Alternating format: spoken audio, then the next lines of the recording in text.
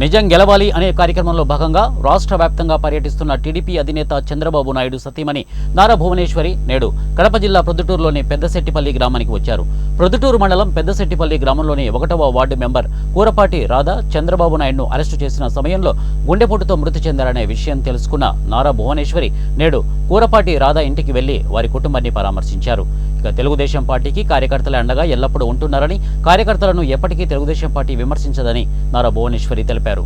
ఈ సందర్భంగా 3 లక్షల రూపాయలు కూరపాటి రాధ కుటుంబ సభ్యుల పేరు మీద బ్యాంకులో డిపాజిట్ చేసి ఆ పత్రాలను రాధ కుటుంబ సభ్యులకు భువనేశ్వరి అందజేశారు.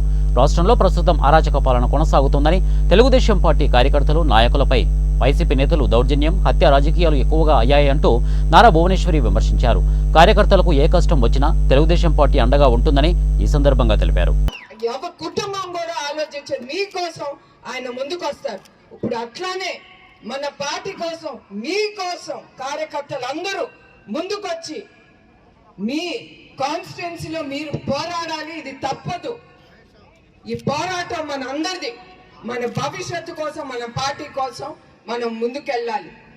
అట్లానే మొన్న బంగారుపాలెంలో నేను ఒక ఆవిడ్ని, హంసవేణి, ఆవిడ కూడా తెలుగుదేశం కార్యకర్త. ఆ స్త్రీ ఒకటే తప్పు చేసింది, అది తప్పు కాదు. ధైర్యంగా ఆవిడ నీళ్లు రావట్లేదు, పంపులో కొడతా ఉంటే నీళ్లు రావట్లేదు, ఆవిడేం లేదు చేసి మన తెలుగుదేశం లీడర్లకి వెళ్ళి చెప్పుకుంది, ఇట్లా నీళ్లు రావట్లేదు పంపులో. అది ఆవిడ చేసింది. ఈ వైసీపీ నాయకులు ఆమెని పట్టుకుని 2 కళ్ళు బయటికి పీకేశారు. ఇది వాళ్ళు చేసిన దరిద్ర పనులు వీళ్ళు చేస్తున్నారు. ఒక స్త్రీ ఇంట్లో ఒక స్త్రీ ఉంటుందని కూడా వాళ్ళు మర్చిపోతున్నారు. వాళ్ళ కుటుంబంలో కూడా ఒక పెళ్ళాం బిడ్డలు ఉన్నారని కూడా మర్చిపోతున్నారు వాళ్ళు. అది వైసీపీ చేసే ప్రభుత్వం. అట్లా ఎంతో మంది కార్యకర్తల్ని వాళ్ళ పొట్టబెట్టుకుంటున్నారు. ఇది ఎన్నో రోజులు సాగదు.